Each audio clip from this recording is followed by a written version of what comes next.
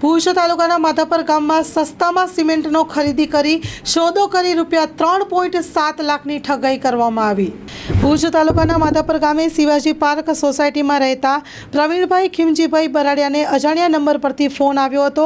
બજારમાં ભાવ કરતાં સસ્તામાં સિમેન્ટ આપવાની વાત કરી હતી, જેથી ફરિયાદીએ અલ્ટ્રાટેક સિમેન્ટની 650 બેગ મંગાવી લીધી હતી, જેના ₹280 લેખે ₹1.82 લાખ અને કોડના ₹1.25 લાખ મળીને કુલ ₹3.7 લાખ ઓનલાઈન અને RTGSથી ટ્રાન્સફર કર્યા હતા। બાદમાં આરોપી સિમેન્ટ ન મોકલવાથી ઠગાઈ કરતા માધાપર પોલીસ સ્ટેશનમાં ગુનો દાખલ કરી વધુ તપાસ હાથ ધરવામાં આવી છે।